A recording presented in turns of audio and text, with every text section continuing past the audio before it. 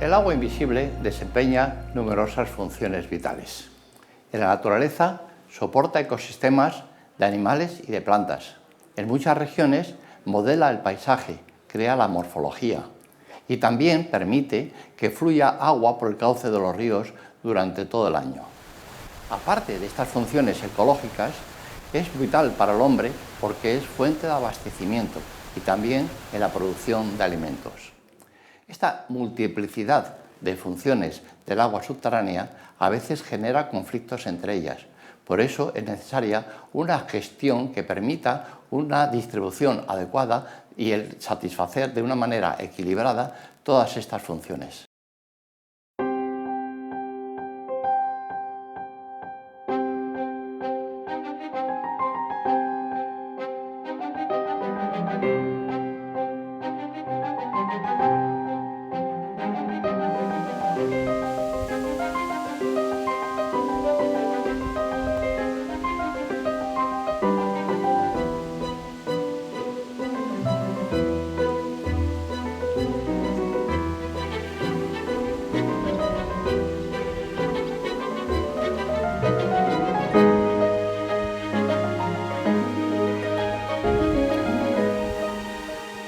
La decisiva función medioambiental del agua subterránea es sin duda uno de sus aspectos menos conocidos, pero no por eso menos importante.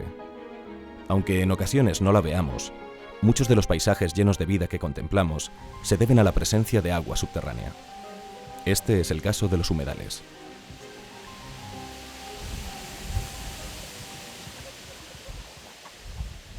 La mayoría de las zonas húmedas de nuestro planeta son alimentadas y mantenidas por la descarga de agua subterránea, y su supervivencia está continuamente amenazada por una inapropiada explotación de los acuíferos. Los humedales son ecosistemas esenciales para el mantenimiento de la biodiversidad, sobre todo en zonas caracterizadas por la aridez, como ocurre en buena parte de la península ibérica. En ellos se da cita a la vida, como decíamos al inicio de esta serie de documentales dedicados al agua invisible.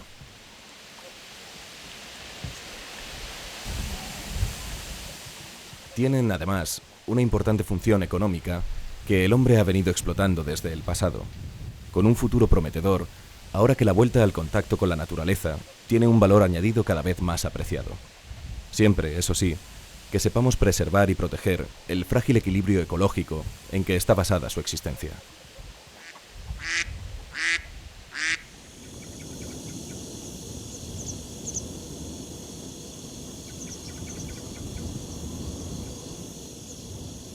Si en los humedales es habitual una lámina superficial de agua, no ocurre lo mismo en los criptohumedales, llamados así porque los procesos que conforman su ecosistema quedan ocultos a los sentidos del hombre. Los criptohumedales abundan en toda la España seca y son fácilmente detectables en verano por la presencia de manchas verdes en medio del paisaje árido. Su compleja y frágil existencia se debe a la humedad bajo la superficie del terreno, que, alimentada por el acuífero, facilita la presencia de formaciones vegetales cuyas raíces profundizan en el subsuelo buscando la zona saturada. Los criptohumedales son esas porciones del terreno que son humedales, pero en donde no abundan los animales acuáticos o normalmente no se reconocen plantas propias de ambientes acuáticos, sino más bien tanto animales como plantas que están asociadas al hecho de que se evapore mucha agua. Y en verano, cuando esté seco todo el entorno del humedal, estará amarillo, estará agostado en el mes de agosto, el humedal seguirá estando verde, consecuencia de la capacidad evaporativa que tiene el terreno.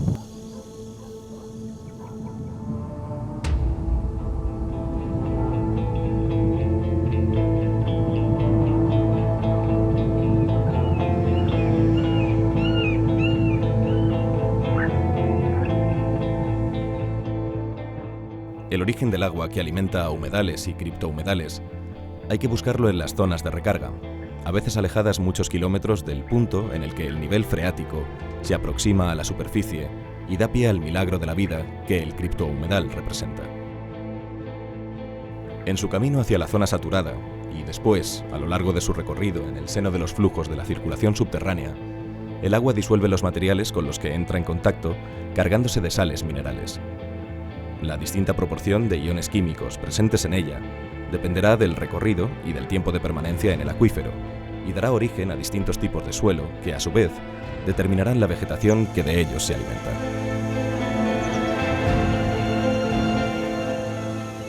Fundamentalmente, son 4 los grupos de plantas presentes en los criptohumedales.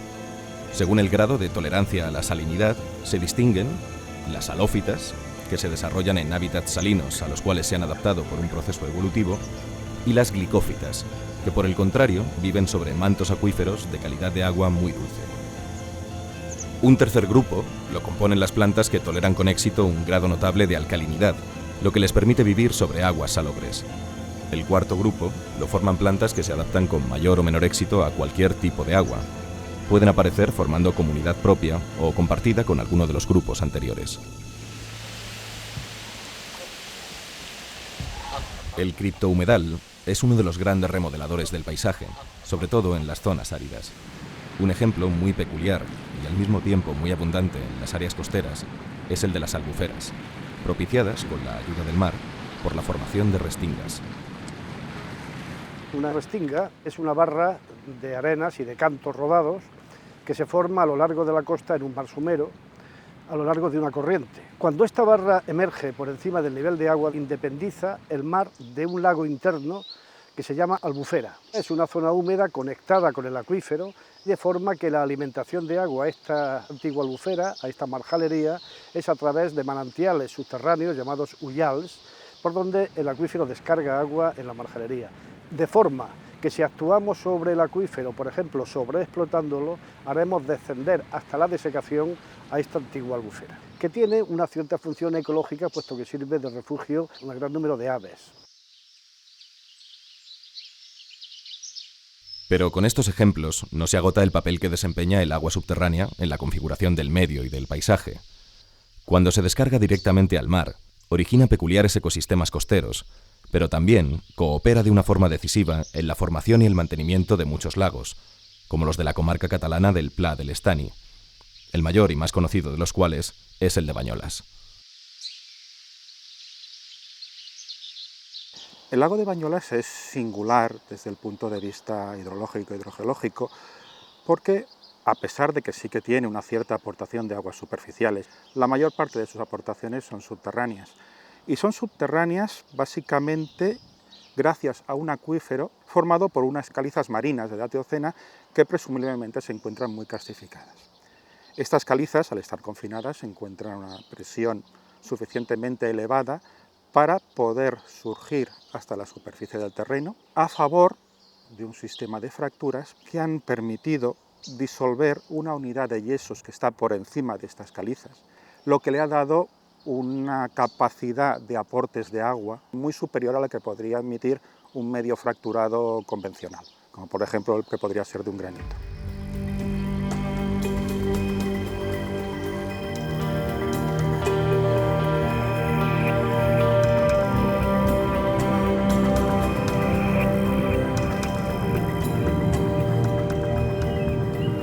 La disolución de las calizas permite al agua subterránea generar muchos de los parajes que contemplamos en las regiones de suelo calcáreo que abundan en España, en Europa y en buena parte del mundo.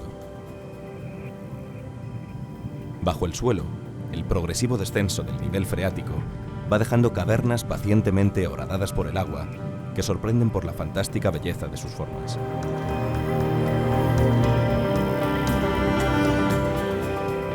En el exterior, los espectaculares paisajes ruiniformes testimonian el milenario proceso de disolución de materiales calcáreos que está en sus orígenes.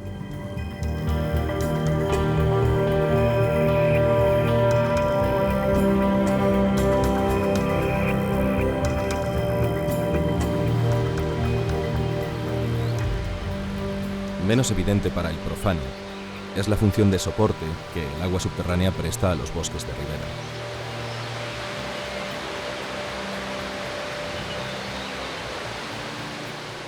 Además de sostener el flujo de base de los ríos, el agua invisible alimenta la mayor parte de la vegetación que crece alrededor de sus cauces. Todo el terreno que estamos viendo debajo del río y en la llanura de inundación a los lados son gravas, con un área que puede ser 100 o 1000 o 10.000 veces mayor que la sección del río. Y todo eso está lleno de agua de agua subterránea que está alimentando, entre otras cosas, a las plantas freatofíticas, plantas que tienen toda el agua que necesitan, para las cuales el agua no es un factor limitativo a su crecimiento. El factor que limita su crecimiento es la energía del sol y que por lo tanto pueden tirar sus hojas cada otoño porque saben que en invierno van a tener poca luz y porque saben que en primavera va a volver a haber mucha luz y van a crecer unas hojas tiernas. Los gusanos se van a comer esas hojas con mucha facilidad y al haber gusanos y orugas va a haber pajaritos y otros animales que se alimentan de los gusanos y a su vez habrá depredadores que se alimentan de los pajaritos y se va creando toda una cadena trófica típica de estos bosques de ribera.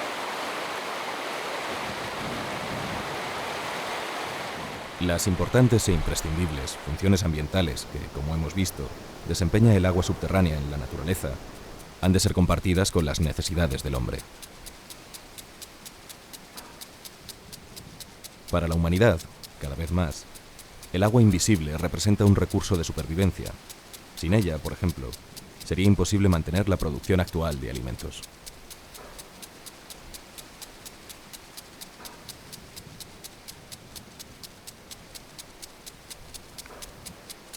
Un tercio de la población mundial depende del agua subterránea para sus necesidades diarias, y cientos de millones de agricultores riegan las tierras gracias a este imprescindible recurso. De todos los usos del agua, la agricultura es la que más agua consume y mayor competencia sostiene con el medio ambiente debido a los cambios en el uso del suelo y a la contaminación por fertilizantes y pesticidas. La agricultura se enfrenta hoy al gran reto de consumir menos agua, contaminar menos y producir más alimentos.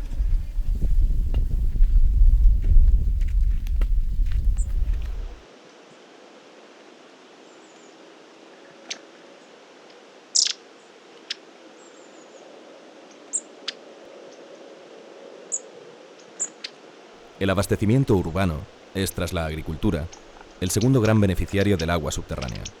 De hecho, alrededor de un tercio de la población española se sirve habitualmente de este recurso, un recurso que ayuda también a sostener la mayor parte de las necesidades creadas por el turismo.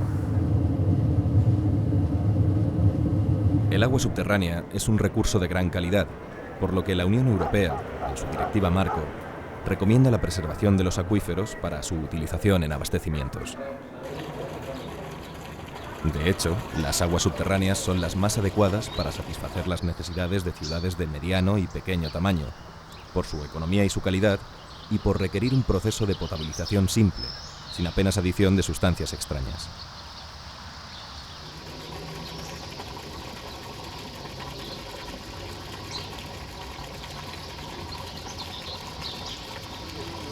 En el caso del canal podemos decir como valores medios que los caudales unitarios por pozo puede ser en torno a 60 litros segundo y eso implica una capacidad de aportación anual en circunstancias de sequía del orden de 50-60 hectómetros cúbicos año.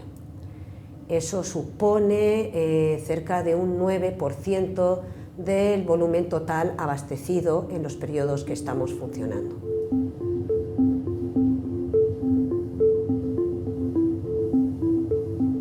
El abastecimiento humano se complementa con el agua embotellada de mesa, un volumen evidentemente menor, pero de un valor económico muy importante.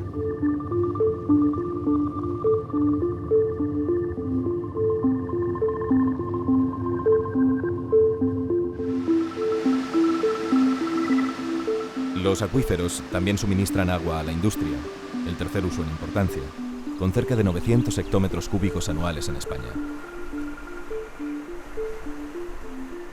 Pero además de los usos industriales, el agua subterránea se utiliza para fines terapéuticos en los balnearios que puntean toda la geografía de nuestro país. Y para describir un panorama completo, no podemos olvidar otros usos de carácter lúdico, pero con un relevante valor económico. El total arroja una cifra cercana a los 7.000 hectómetros cúbicos anuales, lo que sitúa a España, en el uso de agua subterránea, por encima de la media de los países que componen la Organización para la Cooperación y el Desarrollo Económico, el Club de los Países Ricos, como alguien definiera a ese grupo de naciones.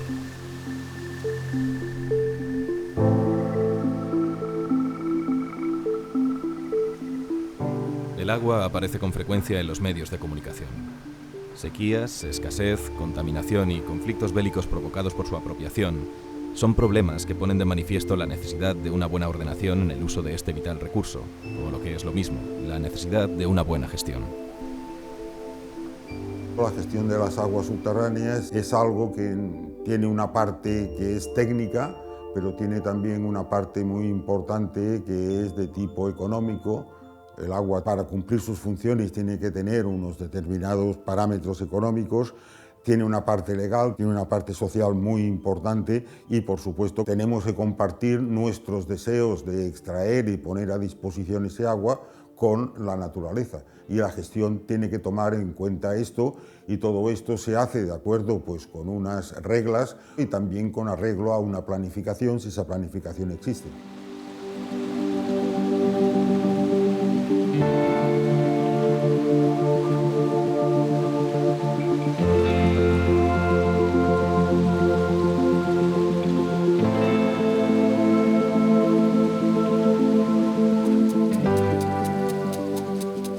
La mayoría de los expertos en los temas de agua coinciden en que gran parte de los problemas se deben a la carencia de una buena gestión. Según ellos, dos son los elementos clave de una eficaz planificación: la adecuación de las demandas de agua a las disponibilidades regionales y la distribución equilibrada entre sus diversas funciones, teniendo en cuenta los aspectos sociales, económicos y ambientales.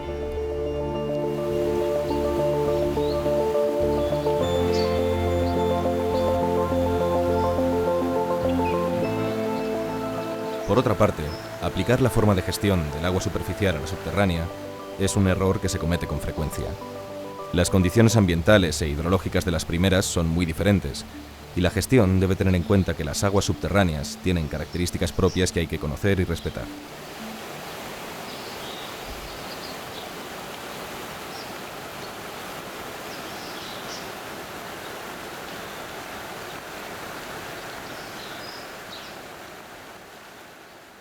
Las aguas subterráneas es un recurso diferente de las aguas superficiales. Realmente es un recurso en el cual ha predominado la iniciativa individual, los costes de extracción son relativamente baratos. Por otra parte, son fundamentales para el mantenimiento y sostenimiento de zonas con alto valor ambiental como pueden ser los humedales.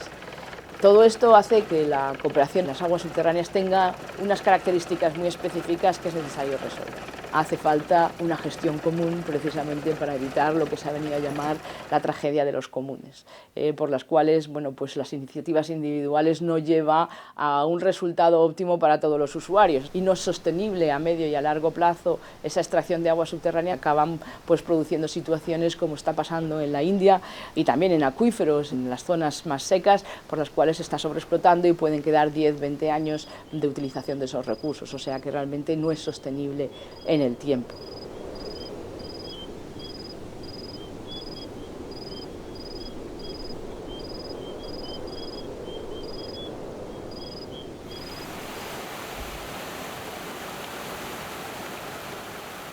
Existen diversos niveles de gestión de las aguas subterráneas, desde el supranacional al de las pequeñas comunidades de usuarios.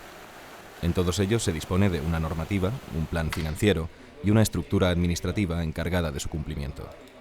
Todos ellos tienen en consideración el conjunto de los recursos hídricos, tanto superficiales como subterráneos, con el objetivo de realizar una gestión integral.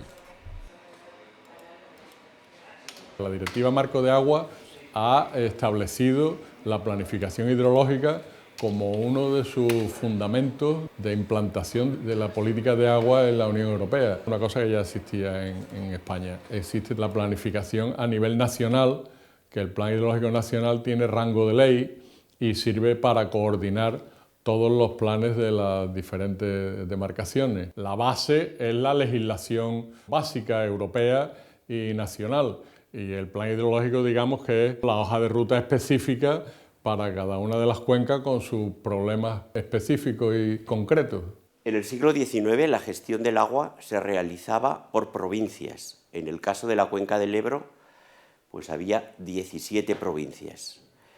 ¿Qué es lo que sucedía? Pues que al estar compartimentada el agua, administrativamente se era incapaz de hacer una gestión integral. El concepto de cuenca hidrográfica que se introdujo a principios del siglo XX consistía en vamos a unir lo público y lo privado, vamos a crear un proyecto común de toda la cuenca del Ebro, desde la cabecera hasta la desembocadura, desde los Pirineos al sistema ibérico, de tal manera que optimicemos el agua disponible.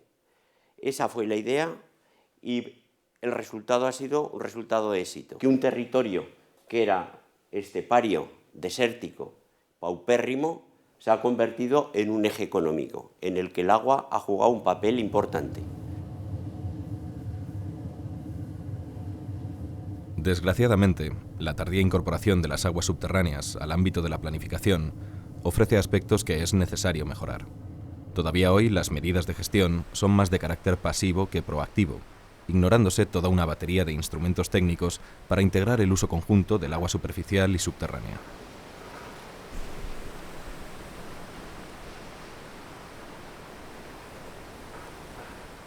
Yo creo realmente que habría mucho margen de un uso mucho más eficiente y racional de esas aguas subterráneas. En el fondo sería profundizar en lo que desde siempre, en los que trabajamos en el mundo del agua, se ha llamado gestión integrada de los recursos hídricos, tanto los superficiales como los subterráneos, como los que ahora ya cada vez son más importantes, lo que llamamos fuentes no convencionales, como puede ser la desalación, la reutilización de aguas. Esa gestión integrada se habla mucho, pero tampoco en la práctica se llega a ejecutar de una forma absolutamente racional.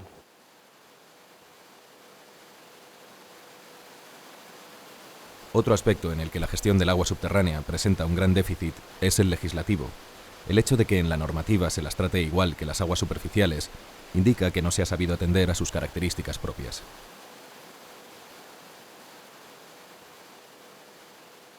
Hay una cuestión capital sobre las aguas subterráneas típica de nuestro país, no de otros, y es la convivencia de aguas subterráneas de titularidad pública, dominio público, y de titularidad privada en función de unas disposiciones transitorias de una ley de 1985. Ese es un elemento muy importante porque desde el punto de vista del control, del uso y de la protección de las aguas es mucho más fácil hacerlo sobre aguas públicas que sobre aguas privadas. Luego yo creo que tendría que haber inicialmente un movimiento legislativo en torno al favorecimiento del pase de las aguas privadas a las aguas públicas. Pero además y sobre todo, sacar las consecuencias del derecho europeo de aguas, de la Directiva Marco Comunitaria, que no distingue en sus técnicas de utilización y protección de las aguas públicas y las aguas privadas, y somete cualquier tipo de utilización a una autorización administrativa que en España no existe, el legislador no la ha regulado.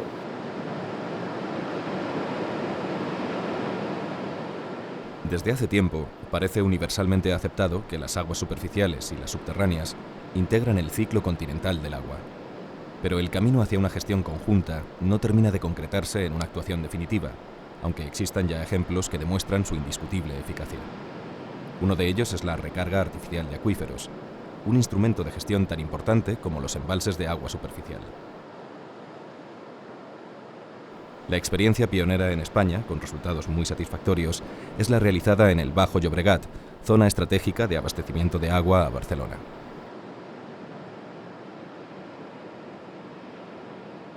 Estas balsas de recarga, este sistema de recarga de San Vicente dels Horts, son unas medidas realizadas por la Agencia Catalana del Agua para contribuir a la mejora del estado de los acuíferos del Baix Llobregat. Estas balsas están preparadas para recibir agua del río Llobregat con una derivación existente aguas arriba, a varios kilómetros, y también puede recibir agua de las plantas de tratamiento situadas varios kilómetros abajo. El sistema está formado por dos balsas, una de decantación y una de infiltración, y las ventajas de infiltración mediante balsas es la mejora de la calidad de las aguas. Hoy, al sistema de decantación y posterior infiltración usado en el Bajo Llobregat, se le han venido a sumar más de una veintena de técnicas adaptadas a todo tipo de acuíferos y configuraciones geológicas. La recarga artificial es ya un instrumento de gestión integral allí donde se dan sobrantes de agua superficial.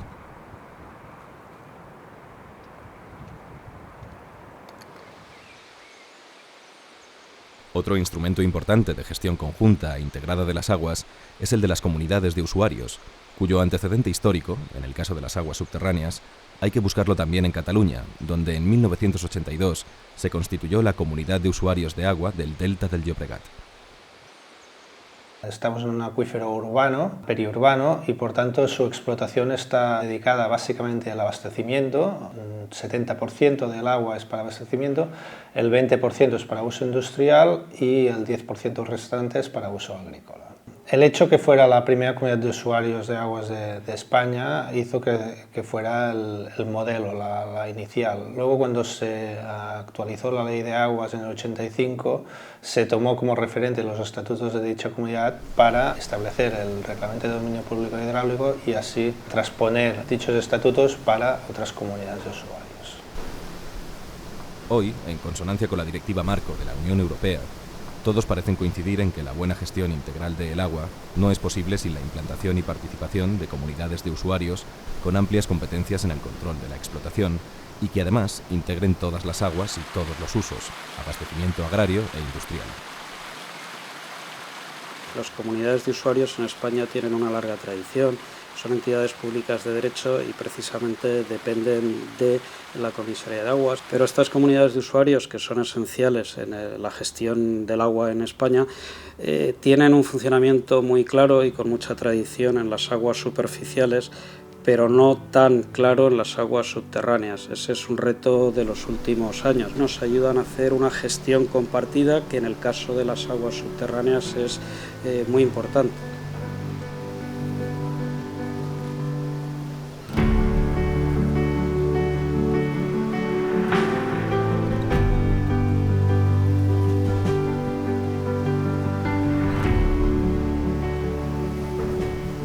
Como hemos visto en este capítulo, a pesar de las directrices comunitarias, aún queda mucho por hacer en España, en Europa y en buena parte del mundo para alcanzar una gestión adecuada de los recursos hídricos. Mientras tanto, la población mundial superamos ya los 7.000 millones de habitantes y eso requiere una cantidad ingente de agua. Es necesario, por tanto, una mejor distribución, conservación y, por tanto, una mejor gestión de los recursos para hacer viable la humanidad sobre este planeta.